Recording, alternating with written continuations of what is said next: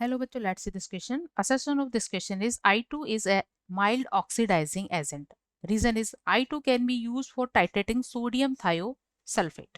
Key concept for this question is oxidizing agent. What is oxidizing agent? Key concept for this question is oxidizing agent.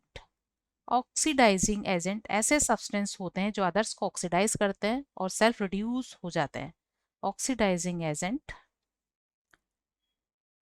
self get reduce and oxidizes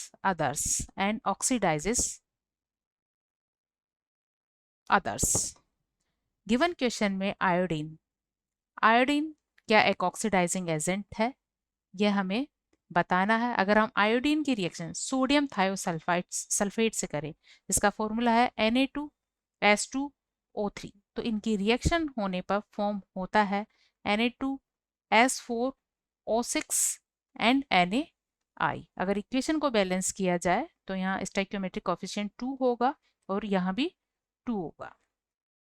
तो इस तरह यहाँ पर sodium thiosulphate की reaction iodine से करवाने पर sodium का कंपाउंड बनता है Na2S4O6 और साथ में I2I- में रिड्यूस हो जाता है.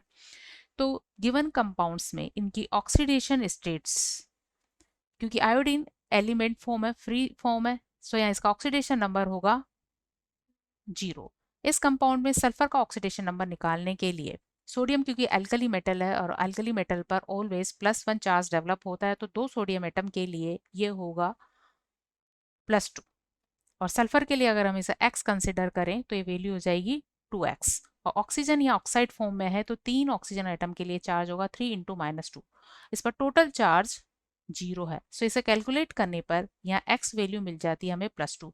इट मीन सल्फर यहाँ +2 ऑक्सीडेशन स्टेट में है.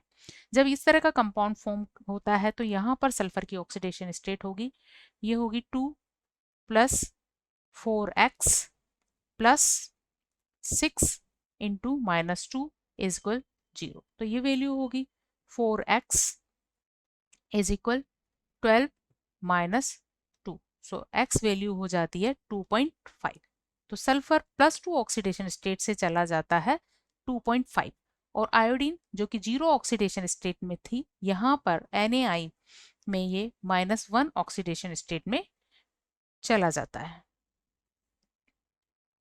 तो आयोडीन 0 से गया यहाँ पर -1 में, 0 से यह -1 में गया. तो यहाँ आयोडीन का हुआ रिडक्शन और सल्फर जो +2 में थी ये गई +2.5 में. तो यहाँ सल्फर का हुआ ऑक्सीडेशन और आयोडीन का यहाँ हुआ रिडक्शन. आयोडीन का हुआ है यहाँ रिडक्शन. तो सल्फर ये +2 स्टेट से गया